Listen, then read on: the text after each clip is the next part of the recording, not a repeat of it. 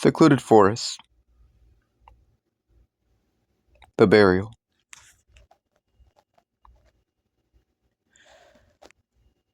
It was summer, and my friends had nothing planned out. So we decided to go out and camp at the forest, at a secluded forest that one of my friends had decided to point out. We all just agreed with it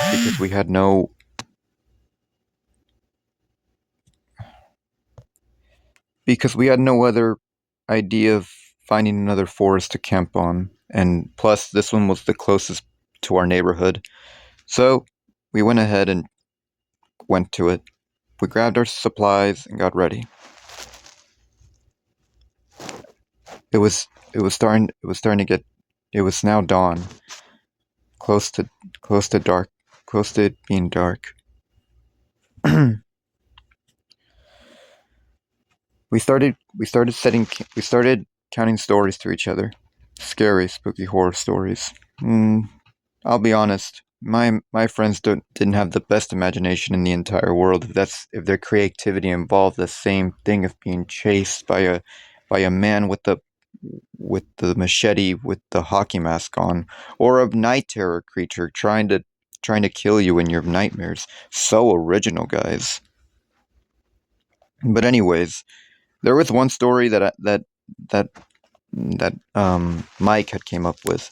It was called the it was called Bur- buried buried in buried alone. A lumberjacker was was in these very woods chopping wood for his family. However, one day he had picked up he had saw a flower, and he had smelled and picked it up to smell it. However, it was a, that was a real unbearable decision. He had fell ill, and there was nothing that his family could do to take him back and make him feel better. So they decided to bury him in the forest. However, what they didn't know is that he was still conscious. He was just paralyzed, or that's what he thought he was, but in reality he was dead. But in his eyes were still alive, and he could see everything happening.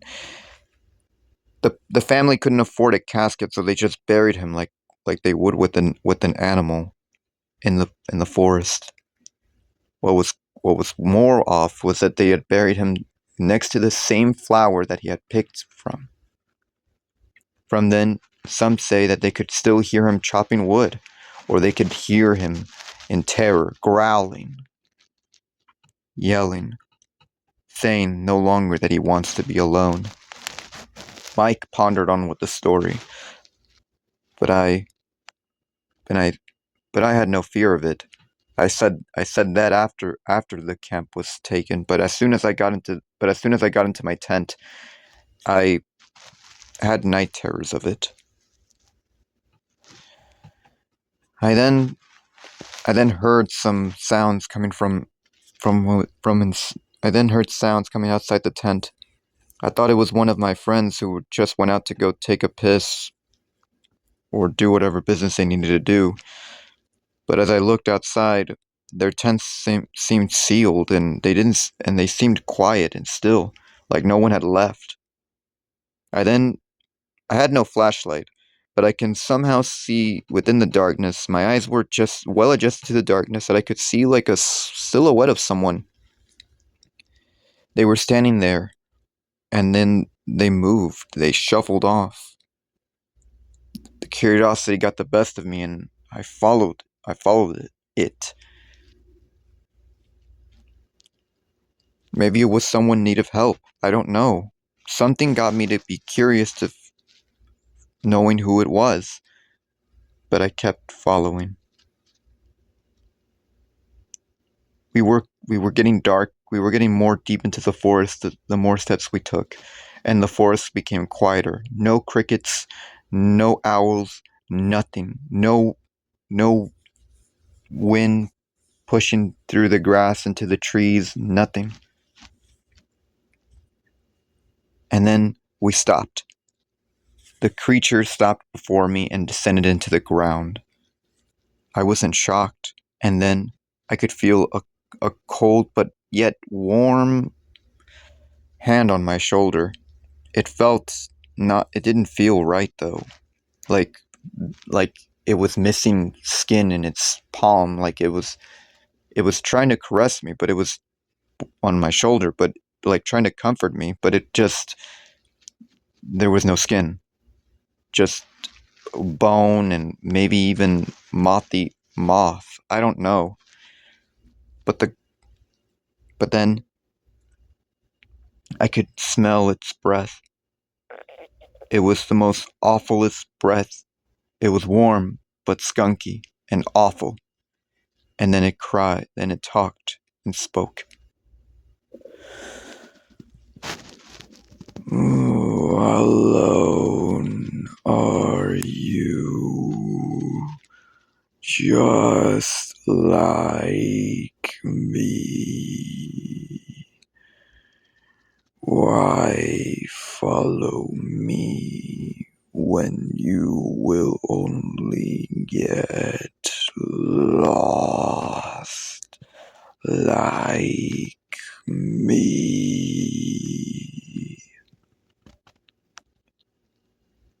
I was in shock. I knew that whatever this creature wasn't human or was human. I don't know, but it just, I tried to run, but I couldn't. Was it because of the vines slowly descending to my feet, or was it the way that he was talking to me that kept me from that kept my body from moving? I wasn't sure.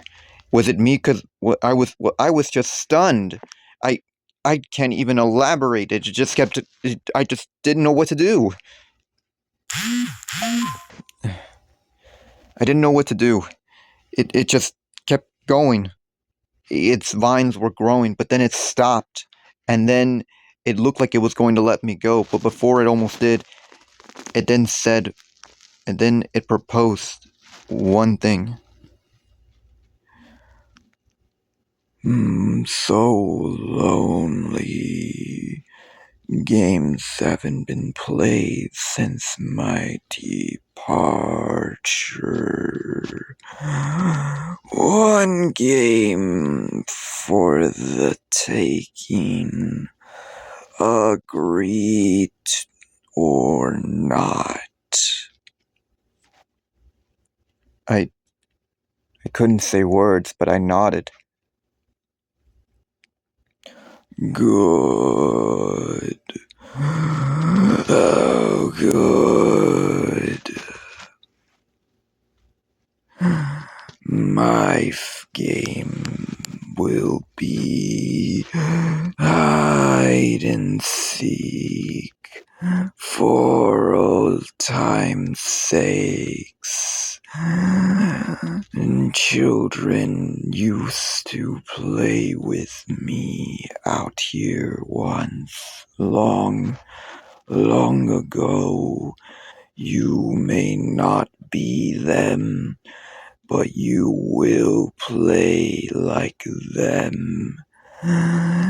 One turn, 60 seconds. Hide while you can.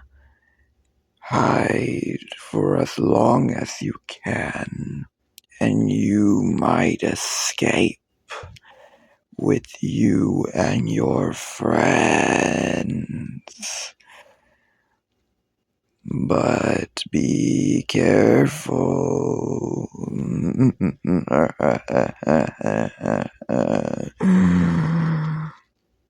If you are found, well, let's make that a surprise.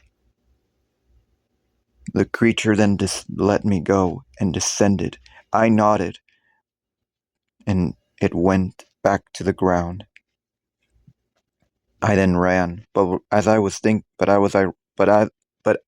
running, I then pondered to myself, maybe it was a mistake to nod. I could have nodded to agree with them, just to agree and just, run away as I'm doing now, or I just nodded and to acknowledge him. I mean, this creature was by itself for so long. This once human being was alone for so long. It hadn't had known anyone for so long. No family that to visit him. He was alone. No one acknowledged him, not even after death. Maybe the nod that I given him was to acknowledge him, but it was too late. All the creature had in mind for what I assumed was the game. I had to play its game, and I had to find my friends before it would find them, or them would find it. I hid behind a tree, then a bush, then another tree, then a rock. Kept going, then a small little cave, and then left.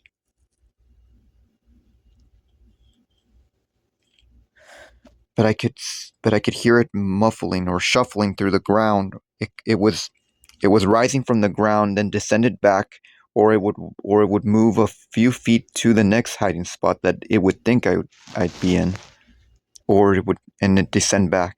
It was doing a lot, but as I kept a close eye on it, as I was hiding, I realized it was right behind me. Like it was, yeah, it was far away from me, but every spot that I would hide from it would look behind it. So it basically knew it. And so in my head, I was thinking maybe it knew where I was hiding the whole time. It was now just playing with me. Like it knows where I'm at. It knows what steps I'm taking. It knows everything because he died here in this very forest. He knows every spot to hide. He's playing with me. He's playing with his prey, I told myself. But I have to believe, but I have to escape. I have to warn my friends. Finally, I hid behind the final tree, or at least what I told myself. And the only reason why I said the final tree was because the creature had found me. It rose from the ground and stood next to me. As I turned to the left, it was right there. It grabbed me the same way as it did before when I first followed and encountered it. It grabbed me from my feet. Its roots grabbed me, and its long tendril arms, what looked to be were once humans, wrapped around me like vines, keeping me from moving or squirming. And then brought me closer and gave me like what appeared to be a bear hug. And then it said its chilling words that would chill anybody. Finally. Finally. Fresh meat for the taking. Now I will no longer be alone. You will join me, won't you?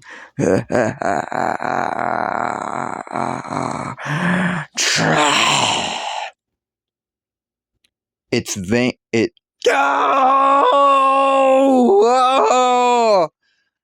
I yelled. The pain was excruciating. Its head, its mouth revealed sharp or dull teeth.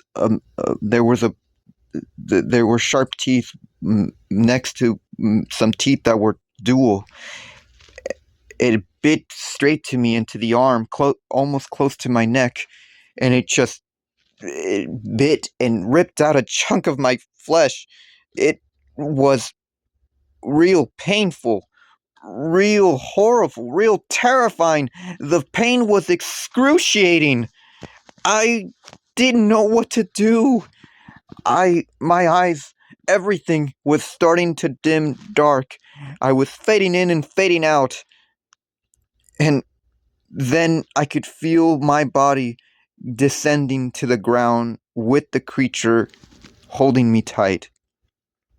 I guess that's what it meant when it wasn't going to be alone for no longer, as I was going to join him in the same forest that he had died in.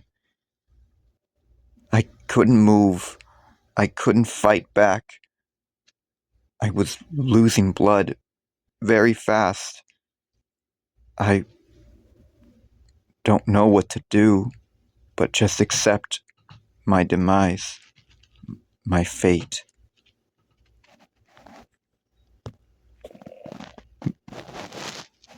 Aiden? Aiden, where are you? Give it a rest, Mike. He's not here. Noah, that's impossible. He should be around here. The truck's still here. It's still in place. Yeah, doofus, because you have the keys. Oh yeah, right. I'm telling you, Mike, we should go over there and we should go to the Rangers Tower and let them know about our missing friend. That way they can go out there and find him and we can just relax and just hope for the best. Hope for the best? Are you kidding me, Noah? How are you his friend if you seem to not care? I I do care for Aiden. However, we could be doing things a little bit more smart. The Texas Rangers here know a lot more about the forest than what we know. They could find him in an instant almost. We can just sit back and relax while they find him. And what if they don't? Well, they don't. I'm sure Aiden probably must have walked off and must have told us something. He'll tell us later. He would have probably told us later of where he went. That's impossible. That's so suspicious, Noah. God.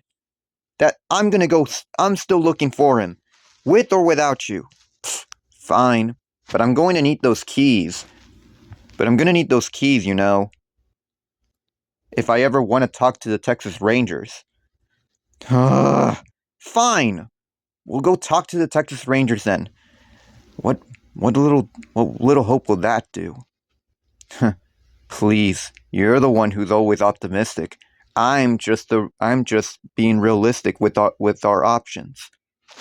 You're just a stubborn one. Oh yeah? And what are you really of a good friend if you don't want to put your hands dirty? You mean get your hands dirty, you idiot. Whatever. Ugh. We'll do it your way. Plus I'm hungry. So, of course you're hungry. It's not even close to lunch. And you skipped breakfast this morning, so that doesn't help. So I guess we're having brunch. Who's going to be buying? Fine, but you better pay for gas. Deal.